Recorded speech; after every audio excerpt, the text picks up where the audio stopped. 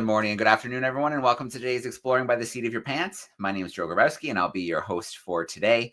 We are really into November now. October and our space exploration events are in the past, although you can still catch them on YouTube to hang out with some astronauts and engineers and scientists if you want to. They will be there for you. But now we are into some new themes. So for the first time this month, we have a theme of paleontology, archaeology, and geology. So those events really kick off next week. If you head to exploringbytheseat.com, you can find those events and register with your classrooms. But this week, we have a lot on the go. This week, we are celebrating Call to Earth Day. So in fact, today is Call to Earth Day. You might know that CNN has an editorial series that's committed to reporting on the environmental challenges facing our planet, together with the solutions. So they really want to drive awareness and education around key sustainability issues and inspire people into positive action. So today, November 6th, is their Call to Earth Day. There'll be all kinds of features on the channel and on the website as well. But we like to do things big here, so we decided to team up with them to do a Call to Earth week. And all week long, we've been featuring some scientists, explorers, adventurers, conservationists from around the world who are right on the front lines of our changing planet and bringing really important stories to people. So we are kind of sharing a combination of some of the people who have been featured in these CNN stories, as well as really cool scientists and explorers from our community who are doing great things around the world. So we are on to day 4 of this right now, and it's jam-packed. We have 3 live events coming your way. The first one we're going to kick off right now and head to the UK. So in 2023, Hari Buddha became the first double above-knee amputee to summit Mount Everest. So he is a father of 3, a husband, and veteran. He lost both his legs to an IED in Afghanistan, but he's determined to positively transform how people with disabilities are perceived and how they perceive themselves.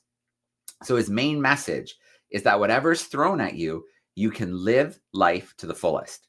So when he's not speaking and motivating others, he is working towards his goal of summiting the highest mountains on all 7 continents, the 7 summits, and also working towards reaching both the poles, the north and south. This is called the Grand Slam. Recently, he finished his 6th summit, Puncak Jaya, which is the highest mountain in Oceania. He has 1 more summit to go, which is pretty amazing.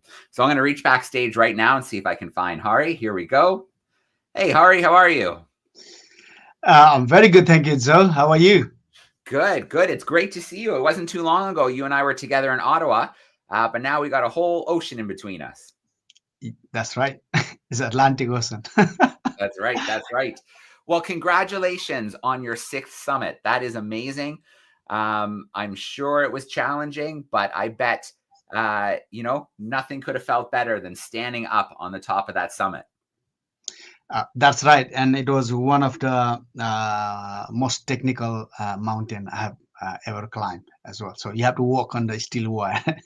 Holding on this, and you don't feel my prosthetic legs couldn't feel it when I'm putting my legs my feet. Yeah, well, I want to share a quick picture here before we let you take over. You sent me this picture from the summit, which is so cool. There's one of our Exploring by the Seat of Your Pants flag, almost on the top of the world, the highest mountain in Oceania. That's pretty cool. Thank you for taking it up there, Hari. It's my pleasure. And that flag is also in the Aconcagua, so tallest mountain in South America as well. So just send you a picture. Very, very cool. Well, Hari, I'm going to let you take over for a little bit because we have classrooms in Canada and the US. They're going to have lots of questions for you. But before that, we want to hear some of your stories, see some of your, the work you're doing, the mountains you've climbed. So I'm going to let you take over for a little bit. Fantastic. And I would love to do that. So let's share my screen if I can. Just let me know once we can see my screen. There we go. Looks good. Fantastic. So first of all, good afternoon from here in UK. And I know that most of you, for you, is a good morning. So good morning to you guys. If we see the pictures and there, so it's the tallest mountain in North America. So most of you, I heard that you are from Canada, US. So from your continent. So that picture is was taken on the tallest mountain in North America, which is Denali. So I climbed in June 2024. So this is the story that I will be sharing on. So first, so far, as Joe said, I climbed highest mountain in 6 continents, and I have got one left to go, which is I will talk little about it. So I climbed Aconcagua in South America, Mount Everest in the Asia, Kilimanjaro in Africa, Carson Pyramid, which we just saw the picture in Oceania, Mont Blanc in Europe, and Denali in the North America. But this is not how I grew up. I grew up in, I was born in Nepal. If you don't know, it's in Asia continent where the Mount Everest is. And three of our border is surrounded by India, and north is China. So we are a very small country between two giant countries. Uh, so this is the village that I grew up, and going to school. You can see on the screen all the way down and go to the right, and 45 minutes, about 45 minutes. It took longer when I came up, but I have to cross about 3 rivers before I reached to my school. And I was born in Cowshed, as you see in the picture, and I'm standing next to my dad. That's the first ever picture I've taken of me. I didn't have any pen and paper, so I learned to write on wooden plank with a chalk stone. I failed a few times in school, but I didn't give up and still became the first person to pass high school from my village. Um, this is the house. I show you my village, and this is the close picture of my house. And the ground floor, we kept kettles, and there's no radiators and air cons in Nepal. So our kettles, they used to warm up the house. And we had a small fire pit in the first floor, and everybody slept around. And I didn't know what is the privacy till I came to the United Kingdom. And many of my friends, I grew up in civil war, so many of my schoolmates, they joined the rebels, or some joined the army and fighting each other. But some ways I um, uh, escaped that civil war and joined the British Army. So at the age of 19, I joined British Army. We are called Gurkhas. If you don't know about Gurkhas are simply men from Nepal fighting for United Kingdom over 210 years. So pretty much uh, everywhere that Great Britain, United Kingdom has involved, we got involved. So we had very long story. We have got our own regiments, and we are about 5,000 soldiers now working for United Kingdom. We are based around the world, so in Brunei, UK, sometimes in other part of the world. So yeah, we had very long story. Coming to the UK, it was like a different planet for me.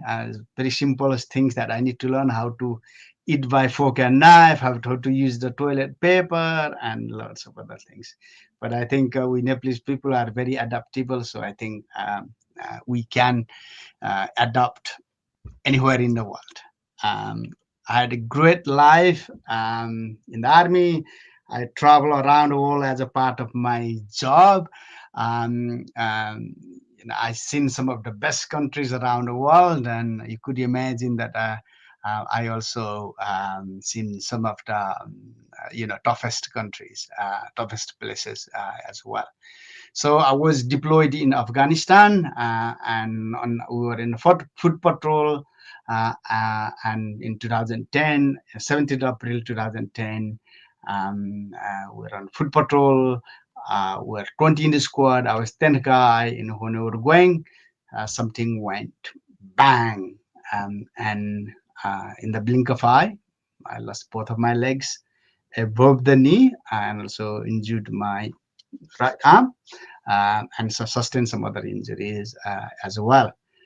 And I thought that my dreams were shattered like a broken glass. I think that I couldn't able to do anything. um, I'll spend the rest of my life on a wheelchair. I wasn't aware about disability. So I found very difficult to cope. So I stayed 1 month in hospital. Even initially, I couldn't climb on my wheelchair. I was in rehabilitation center over 3.5 years. And I pretty much gone through, everything that you could imagine. Lost the confidence. After that, I will never walk again. I was diagnosed with PTSD. I was depressed. I scared losing my wife. I lost my independence. I felt worthless, alone. And at one point, I was drinking so much to control my pain and emotion. One day, I drank quite a lot, and when I woke up next day, I felt very bad. So I thought that if I was going this way, I will die soon. If I die, it's end of my story. But I think my family will have to leave my negative legacy. So I think my family shouldn't leave that legacy. So I tried to leave on that day. I didn't know what to do. And the first thing I did was skydiving. I was in half suicidal mode. So we went to 15,000 feet in the sky, and simply jumped down. I thought that if half of my body is gone, if I die, it's end of my story.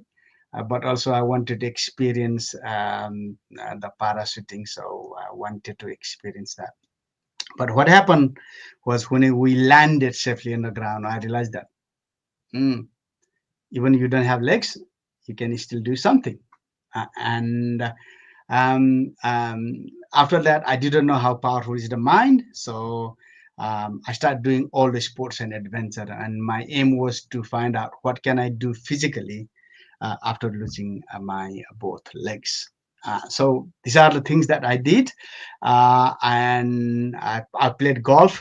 I represented GB team in New York in 2018. If you see me playing golf up there, and also there's a curling which I tried in Vancouver in Canada. I think it was in 2013, I think.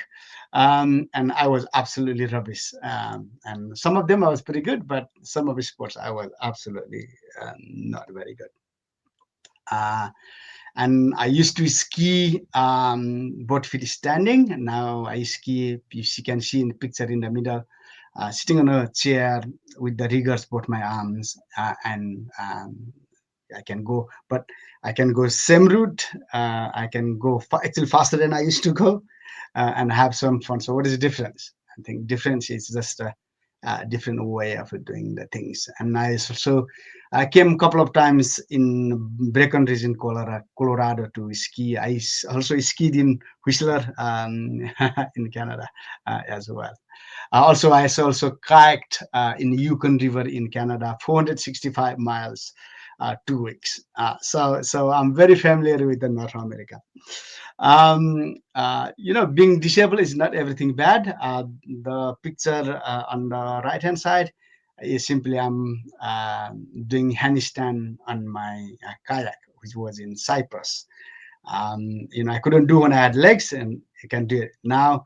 I'm 3 inches taller than I was. My shoe size is one size bigger, so being disabled, everything is not a bad thing. um, I, I never tried the Paralympic Games and didn't win, but I won some medals. So I won gold medal in archery and bronze medal in wheelchair table tennis in Endeavor Games in Oklahoma. So that's again in America. And I also tried sledge hockey. I can see on the right hand side, which is also in Vancouver in Canada that I tried. And that is one of the sport that I wasn't very good.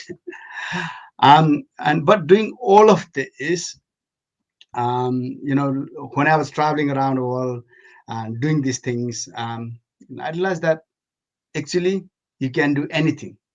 It's just different way of doing the things.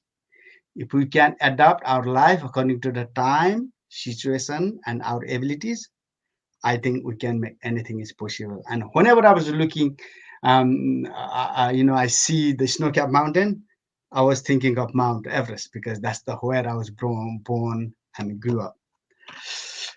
Um, for many people, people go to Mount Everest for different reasons, and for me is simply I want to make awareness of disability, and I was thinking how this you could able to do that, and I thought that we human made many impossible things possible. In old days we couldn't run fast enough to explore around the world. So we design things that can take us faster in the land, in the sea, in the sky. Now we can go to another planet. So what I thought was, guy with no legs, sitting or standing on the top of Mount Everest should be possible. That was my initial things. And I went simply to make awareness of disability, and I want, change the perception on people with disability, how they perceive themselves, but how other people perceive us as well. There are about 1.3 billion disabled people living in the world, and which is about 15% of the world population. So from me, I have 4 family members directly affected by me. So if you look at just even 2 family members affected by one disabled person, is about half of our whole population is affected by some point disability. So we can't hide this. We can't stop making being happen. So the thing we need to do is make awareness so that we can able to do things, and people with disability can live, as a meaningful life as a possible. But also it will create history, and I hope that my climb will also will inspire people to climb their own mountain. And I want to make it proud everybody that who helped me out in my journey, from my parents to teachers to health workers, all that who helped and supported me. And this was like a human revolution. I was, thinking about how it's possible. So there's things impossible. We human go and challenge it and make it possible. Uh, and but if we need to do something new thing that never done it before, I think we need to think differently, work harder than other people, and take slightly risk. So that's what I was thinking. But there were lots of challenges. So there was no legs were designed to double above knee amputee to climb ice and snow. So we designed, and we also designed in Orlando, in America again, and also some of my American friends who uh, gave me some of their legs that initially I started climbing. Nothing works. I can't just go buy kits and equipments, clothes, and go and climb. So everything has to be adapted according to my ability. Um, um, uh, I'm pretty good in like a technical climbs, but covering long distance, which is most difficult for me. Like I climb with smaller legs, so I'm like walking like a penguin. I don't have knees, so it takes so long time to get A to B, and we have to take that into account. But also there was a ban on disabled people to climb any mountains over 6,500 meters. So we had to go to Supreme Court in Nepal and overturn. And so we filed a case before even we go to climb the Mount Everest. It was banned for double amputees and visually impaired. So I don't think so. You can ban the people because they can't do it. So I think we have able to overturn, and I think this is more important than even climbing the Mount Everest. Um, and I told you my background. We needed lots of money, raising the fund was very, very difficult. And I'm also now struggling to get a funding for to climb Mount, complete my seventh summit, which is my last mountain. But we didn't give up. We kept going, and lots of people who help, peoples and organizations, charities and communities who helped me. So we were able to raise all the money that we needed.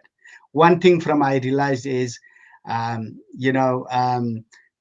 100 people, maybe 99 people don't believe you, but one people believe you, then everybody follows. And I think we shouldn't give up, I think. And this is my team on the Everest. So if we want to do anything big, it's all about teamwork.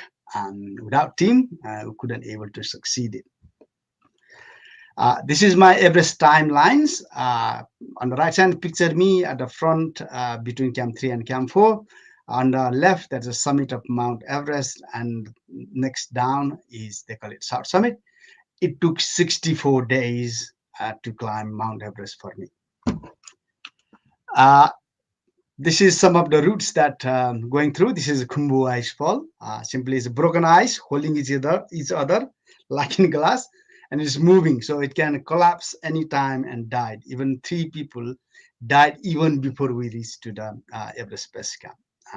So we went at night to just minimize the risk when it's frozen.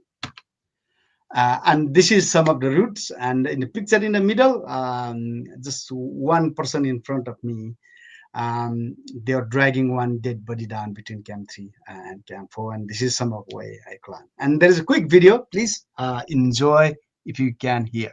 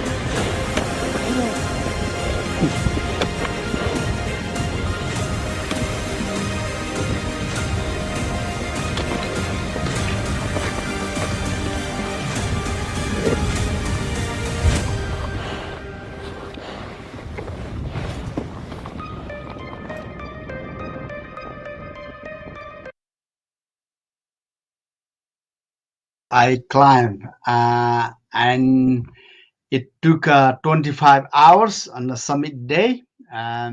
We ran out of oxygen, and someone brought oxygen and saved us. And on that day, 4 people died. In whole season, 17 people died. It was record highest number of permits were issued, which is 478 permits, and just 52% who made it to the summit. And this was first time ever double above knee amputee uh, who attempted, permit was issued, and made it to the summit after Mount Everest. So this is a picture from the summit. It is absolutely cold and windy. So you could see the picture, and the snow just like going through in the cameras. So you can see my gloves that is already freezing. This my inner gloves that I was trying to just make phone call from satellite for some emergency oxygens. So yeah, that's the picture. Then after came back, and now the governments were very friendly now. The government who banned double amputees and visually impaired. Now tourism minister was at the airport waiting half an hour with more than 100 cameras to congratulate me. And you can see on the picture on the left that there are lots of police officers who couldn't control the crowd, and hundreds of people lined up in the street to just welcome me. And Prime Minister at the time also invited me in his office and congratulated me. And just thinking, have we changed perception? Slightly, but I think doing one thing is not going to be enough. So now I have dedicated my life to making awareness of disability until my last breath. So that's my permission. And last year and this year, I was very honored to receive some of the awards. So I received my MBE last year on King's Birthday List, and I also won Pride of Britain Award. And just 2 months ago, I received my honorary doctorate from one of the university in UK. I didn't know these things were coming. Some of awards I even didn't know that. But what I can understood now is when we give something to others without any expectation, we get back unexpectedly. So which is I'm very honored. And what is next? So I have got my last mountain, which is tallest mountain in Antarctica, which is Mount Vincent left. So with that, I will finish 7 summits. But as I said, that we need to we need to climb Money Mountain first and summit my last mountain, because I think that life is all about adaptation. And nothing is impossible. And I should stop here, and I would love to take if there is any questions that you have. Thank you, Hari. What a great presentation. I love the video because you can feel like you're there on the mountain with you in the cold and climbing, and you could see those times where you had little stumbles and you were pushing yourself so hard to make it to the summit. I know it would have felt just incredible to be standing on the top of the highest summit on Earth. So huge congratulations, Hari. If anybody can make that last summit in Antarctica, I know it's you. So yeah, congratulations on everything you've accomplished, especially spreading awareness about, the perception of people with disabilities and what you can do when you put your mind to it. Anybody, when they put their mind to it and they're passionate about something, is pretty incredible. Absolutely. So we are going to do some Q&A. And the first question I have here for you, Hari, came in here via the YouTube chat. This is from a classroom in Etobicoke, Ontario, Miss McCool's class. Mm-hmm. And they're wondering, do you ever have fear on the mountain? Are you ever nervous before? Are you ever nervous when you're on the summit? What is that like? Yep. Definitely, I'm human. I scare. Sometimes I scare of heights. Sometimes I just look at up and don't look at down. uh, um, Definitely, there are quite lots of few scary points in my mountain journey. I think I wouldn't share all of them, but I think maybe I will share some of it. So first of all, when I was going to climb, said I'm going to climb Mount Everest, and lots of people, my friends particularly, and they said that why you are doing it, you're crazy, you're mad, and you're gonna die there. And they said to me. Also, when I said I want to climb, then one of my friends from New Jersey, again in America, he sent me 2 boxes of books. Uh, his name is Alan Kruskov. And I started reading it. I read a couple of them, and more I read, more I get scared. So I just took the book just one side and just more start planning what I wanted to do. And there are few very close calls. I think twice on Mont Blanc. One of them is Coulier. One of my friend actually does the rock one point. And also, we were going up, and my guide slipped, and he fell down. Some ways, I had eye sacks. I couldn't hold it, and just it came off from my eye sacks. But my right crampon, my leg crampon held us, and we shook for a while, like a thing, and still carry on again. And I think, but I think when we have, like, say, our purpose is bigger than us, and for me, I think that I'm happy to kind of sacrifice my time, and I'm happy to die if I make a difference in many other people's life. That's how life is. Like I say, so I went to Afghanistan to not to kill the people, but I went there to protect the law and order of the people there. So um, I think whenever our purpose become bigger than us, I think our scary cities slowly fades away. So uh, but also I think in the risk wise is everything is like a risk. And my dad used to tell me this: if you are meant to die, you will die at home falling down the stairs. If you're not meant to die, you're not gonna die anywhere in the world. you know so many times that, like, say something, shall I go, shall I not go, these things like that. But also it's like, say something, yeah, if I meant to die, I'll die. If not, then I'll be fine. Going through that Kumbu ice fall, or Grand Coulier in the Mont Blanc, or going over the rope just in Carson Pyramid, many other things. But I think uh, if we scare it, we wouldn't able to do anything. Let's say learning cycling is difficult. I learned cycling once I came to the UK, and when I was 20 years old. I didn't see the cycling even, and I was so scared of that. And also, you can't able to, even if you're scared, you can't able to walk on the path. You can't drive. It's like simple things that you couldn't ski, and like lots of things you couldn't do. So I think is just, if we love something to do, and just go and do it. And if we were not meant to die, we're not gonna die. Very simple.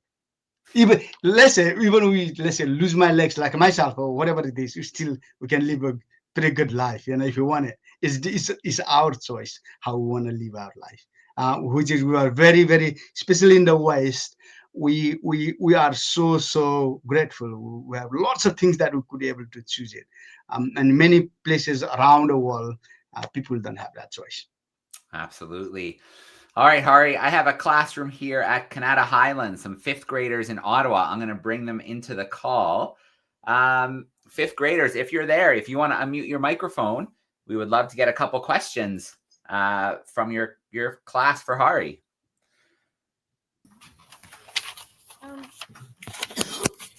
Go for it. Who helped Ari with the journey the most that he gives a special thanks to? You might need to say. Did you guys hear that, or you want it a little bit louder? Yeah, a little bit louder. Big voice. Who helped Hari with the journey the most that he gives a special thanks to? Oh, thank you so much. There's just not just one person. There's so many people help in my journey. So now my parents, they grew me up. They look after me when I was little, that I couldn't look after myself. They sent me to school. Even, I wasn't privileged like a board that you have got at the back. I learned on wooden plank with the chalky stones, and we rub it out again and write it again. That's the I did it. My teachers, if they haven't educated me, I fail in many times in English. Sadly, I have to speak in English now with you guys. Without my teachers, I wouldn't be here. My colleagues and friends that who saved my life, and the doctors and nurses that who treated me and brought me here. My family is here. My wife who look after my children, send them to the school while I'm doing climbing or things like that. Lots of my friends who helped me on the mountain, my teams. There's not just one. So there are so many people that who helped me out. And I'm absolutely grateful for their help and support. And if somebody listening that who helped me, can I say massive thank you to everybody that you helped me. And I'll try to do my best to make you guys proud. All right. Great question. Thank you. All right. Okay, I'm going to go back to YouTube. Canada Highlands, if you do have another question, just turn your camera on. I'll see it backstage. Oh, maybe they do. Okay. We do. We have several questions, so we're Yeah, happy please. to do All as many right. as you like. Keep them coming. Go for it, big voice. Is it easier to climb up the mountain or to climb down the mountain? Thank you very much. That's a very good question. I think it's both difficult. Going up is much more difficult. Going down, if you see some of my videos that I have got a rope, so going down, even if I fall down, as long as I'm safe, I'm still going down. Going down is always much faster. But on the mountain, 80% of people, 80% of the accident happens when you're going down, because people just, they are a bit switched off, or sometimes they don't click themselves. They are tired, they are hungry, they are thirsty. But sometimes they are just like something a bit careless. Oh, I'm done it, so let's run down fast, and something happens and die. For me, coming down, so I can't, so I don't have a knee, so I can't walk down. So I have to come back like this, So crawl back simply. So it's difficult. And my stumps were swollen for a week when I came down from Everest. But hey, nothing is easy in life, right? Maybe sitting in the class sometimes is a bit boring. Doing homework is not fun sometimes, but we have to do some ways because this is important in our life. So even I don't like it, I just do it because I think this is important thing. Thank you.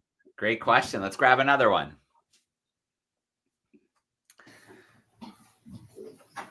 You're good. Go for it. What is the coldest mountain that you climbed? Oh, thank you. I think Everest was coldest. I think it was about minus 35 degrees on the summit. It was so windy. But I think Vincent, my next mountain, could be very cold. They call it ice freezer of the planet Earth. So it could be very, very, I'm prepared for that. I have some heating circuits. I have some hand warmers. I have got good color clothes. So I can't afford to lose more limbs. So hopefully, everything goes as a plan. but sometimes we can be unfortunate, and I might lose my more limbs. But hey, if you don't take a risk, you're not gonna able to do anything. Thank you for the question. Thank you. All right. If you've got one more there, we'll take it, and then I'm going to visit YouTube again. We're good. We're done. Thank you. Okay, perfect. Thank you very much. All right. Well, Hari, I've got lots more questions here on YouTube, so I'm going to do a few of those before we say goodbye for today. So this is a classroom joining us from Maryland. They are in Owings Mills, and they want to know, what's been your biggest challenge? So your biggest challenge on Everest, and is there your biggest challenge on the 6 summits so far? What was my biggest challenge in 6 summits so far? Yeah. Raising funds. Money Mountain, I said Money already. Mountain. That's really difficult. So initially nobody believed me that I could be able to do it. So no, my family members, my friends, nobody helped me. So I had some money when I lost my legs. The army gave me some money, and I used that one to climb a few mountains. Then the many other my community, the charities, and lots of individual people and organization, later corporate comes and help me out. And mountain is very expensive, so I would need over 200,000 US dollar to just go to the Vincent and complete that. Because I just can't go on my own as well. I need someone to support me, and taking them around is very expensive. So yes, I think once you go to the mountain, it becomes quite simple. Just forget everything, put one step at a time, just be sensible, be responsible, with you, with your team, people around you, the environment around you, respect the nature, because we are nothing in front of the nature. If you don't respect the nature, simply it will just kill us. But I think getting up to the mountain is very difficult, and especially there are lots of still stigmas around the world about people with disability. We still get treated slightly still differently, and we shouldn't be, but we do that. And this is why I'm here to change the perception that we can do anything, and it's we just do different way. As long as we adapt our life according to the time, situation, and our abilities, we can make anything is possible. It doesn't really matter where we're from. It doesn't really matter what family we're born. It doesn't really matter where from the world. It doesn't really matter. It's up to us. We are in driving seat of our life. Once we are adult, you maybe if you are young, maybe lots of things is like you can't control. But I think once you are adult, it's you are the one who are sitting driving seat of your life, and what is you want to drive your life, it's up to you. All right. Last question for you, Hari. This is from Caesar. Caesar's joining us in Nicaragua. And Caesar is wondering, when you get to the top of a summit, what feelings do you have? What's going through your mind emotionally, physically? What's it like when you reach a summit? So as we approaching about 50 meters to the summit, and I could see, and I was completely sure that we had made it. And I was start getting a bit emotional, before many people tell you that, oh, you can't do it, you shouldn't do it, why you are doing it, and like lots of people, this way. But also, just even going to the Everest, it took many years, nearly 6 years to get through that. Overturning the ban, raising the fund, tackling the corona, the fundraising, and lots of other things. So, I start like I kind of in my mind was going that, yeah, even even possibly we might not make it all the way down to the Camp 4 safely. We made the history. We proved that anything is possible. And my tears they are coming down. You saw like my big goggles, right? And later on, when I removed it just to show my face in the camera, it got frozen. Your eyelashes start getting frozen, and it's that. And simply, I was so happy and I was so grateful for the team that who made it to the top, because more than half of my team member went back down. So I was so happy and give the high five. We had like a big gloves and give high five, give a hug to everybody, and I cried like a baby. Yeah, it was very, very emotional. And pretty much all of the summits that I cried, or even I don't want to show it to the people, but some ways, I cried. So it is very, very emotional. But I think anything is possible. All right. Well, Hari, I want to start off by giving a huge shout out to our classrooms. We love having the students hanging out with us. Thank you for all those great questions. A shout out to the classrooms who couldn't make it live, who will watch the recording as well. Hari, thank you so much. I know you're a busy guy. You've got lots on your mind. Thank you for taking time to share your story with students and to inspire them today, because I don't think they can help but be inspired by hearing your story and your words. It was great to have you with us and, take us to the top of the world this week.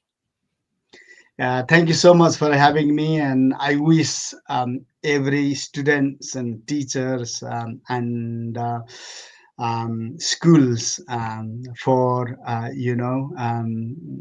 all the very best for the future. And it depends on us how we perceive the things. And if we think positive, the world is amazing. So I wish you all the very best for the amazing life ahead.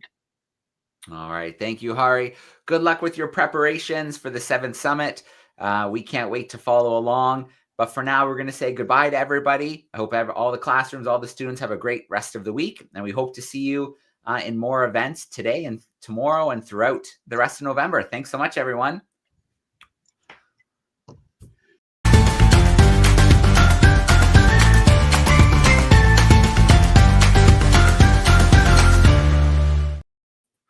All right, Hari.